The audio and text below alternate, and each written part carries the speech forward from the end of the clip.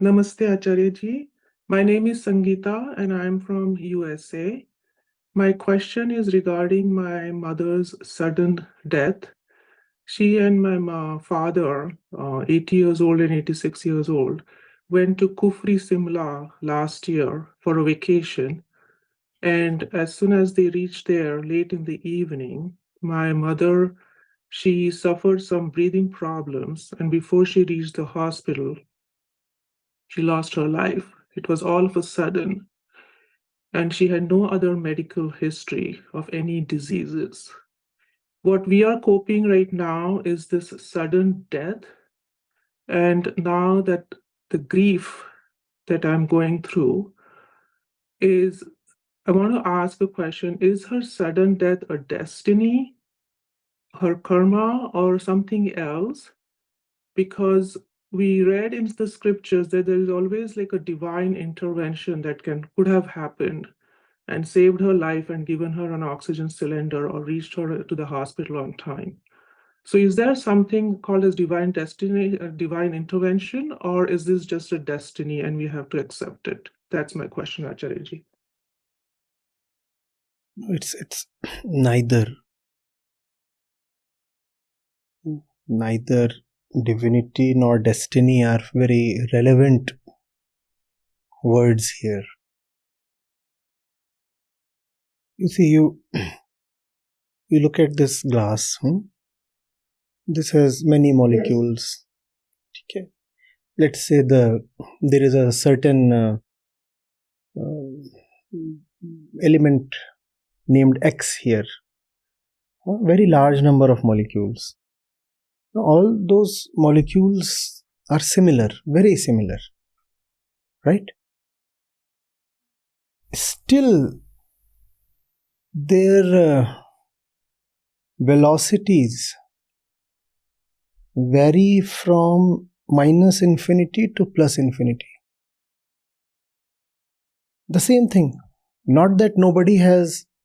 It's not that somebody is dictating them to behave differently, or that they are destined to move slower or faster.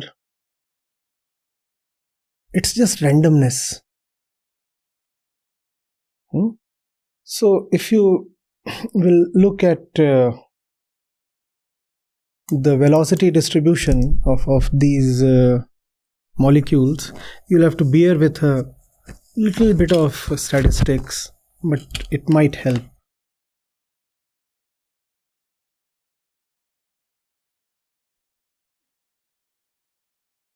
The very ubiquitous normal distribution.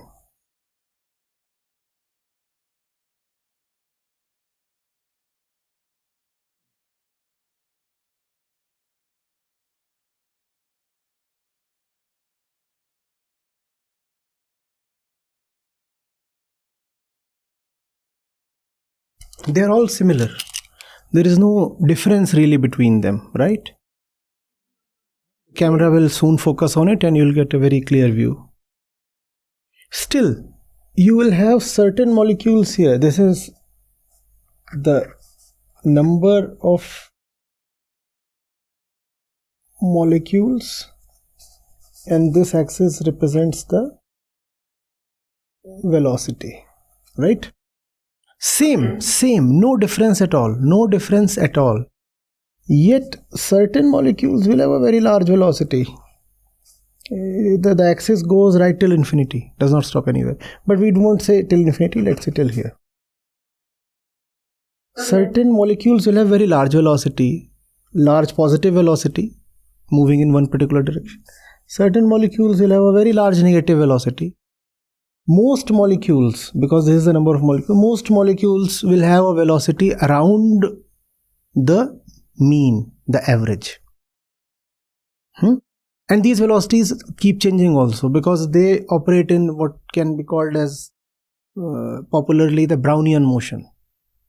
So a molecule with a very large velocity strikes another molecule with a low velocity and loses its momentum, and the velocity abruptly changes.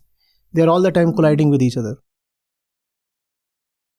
what is to be kept in mind is that they are all alike. There is no difference in them. And yet there is a huge difference in their velocities. They are all alike. There is no difference in them. Yet there is a huge difference in their velocities. Though most of them are going to have an average kind of velocity. Now replace the term velocity with lifespan. So these are all human beings. Most of them will have an average kind of lifespan. The average lifespan in India will be 60 to 80. Abroad it will be 70 to 90 or something. Yeah. Some will have more than 100. And some will have 20, 25, 30 something. Some might die when they are 3 months old. They will lie somewhere here. That does not mean that somebody is destined to die young or somebody is destined to be a nanogenarian. Just randomness. Just randomness, nothing in it. Nobody So what is divine intervention then? There is no divine intervention. There is Prakriti. Prakriti does not brook any intervention from any quarter. Just happened. If you look for a reason, there isn't any. Randomness is the reason. If I respectfully ask you a follow-up question is, why do a lot of yogis or even modern day yogis, they keep saying that we went to a certain place, say in the Himalayas, and something was supposed to go really wrong according to our material plan, but then somebody appeared, something happened, and miraculously we could catch a plane or catch a flight or we got oxygen cylinder. How does that, and that is my question, is how did that not happen in my mom's case? The more appropriate question might be, why do people believe in such stuff? Anybody can say anything. If we look at the kind of things people say, the range is infinite. But as a human being with discretion, I ought to know how stuff really operates, and I must know what to lend credence to. Are you getting it? Yes. So you're saying randomness is the... Yes, and it is quite possible that somebody is almost dead and he still manages to have some kind of a second wind. But that's very similar to a molecule having close to zero velocity, and then it is hit by another molecule with a high velocity and it gains velocity. Again, there is no divine intervention. Just randomness and laws of statistics at work. You see, when it comes to death, we think so much of divine intervention and as if there is some conscious entity at work with a conscious plan. To simplify the matter of death, look at the matter of birth. Is there anything apart from randomness in birth? Look at the number of sperm cells that compete to fertilize the egg. One particular one succeeds. Is it special? No, it is not special. It was a random chance that this one succeeded in reaching the egg first and fertilizing it. And millions of such cells are ejaculated. They all go waste. Not that they were inferior or less qualified or something. Just chance. And since it is just chance, the wise ones have told us, do not take all this seriously. Because it is all just chance. Just chance. Why are you taking it seriously? I could have taken, for example, radioactive mutation here. And there the whole thing would have become even more vividly alive. Because then we could have talked of something called half-life. The same phenomena is observed in radioactive materials as well. The normal distribution, as I said, is ubiquitous. In everything in Prakriti, you observe this bell-shaped curve. Most of us lie here, but then there are outliers. They are here, everywhere. But the more is the extent of your deviation from the mean, the rarer you are. If you want people who are... So her randomness is the normal, is what you're saying. Randomness is? The randomness is normal, and that's how I should console myself. Is that what you're saying? No, you don't have to console. Just realize.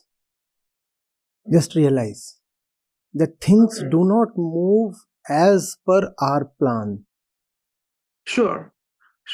Yes. And things also do not move as per any divine plan. You see? Okay, that is important to understand. Okay. You see, we think there are only two kinds of people. There are those with self-belief who say life will go as per my personal plans. And then we think that the others are the one who surrender and say that life will go as per some divine plan. Now, both these categories are similar because both of them believe in a plan. First one says, my plan will work my life. The other one says, God's plan will work my life. The fact is, nobody has a plan. Life doesn't go according to your plan, and there is no divine plan to run your life. There is no plan. There is just randomness. But randomness is bewildering. It exhausts us. It confounds us. It's like a huge insult. Somebody wanted to kill us, and he came and he shot, and we got killed. You can tell this and say, I am a victim. You can narrate this tale with some dignity. But what if some stray bullet comes and hits you and you are gone? Oh, there is no dignity in this death. Random death. Some random fellow fired in some direction and the bullet came and hit me and I am gone. That's human life.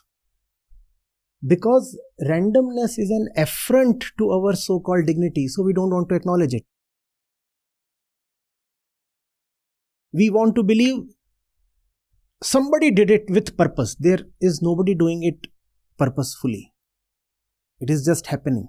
And that is what all spirituality is about.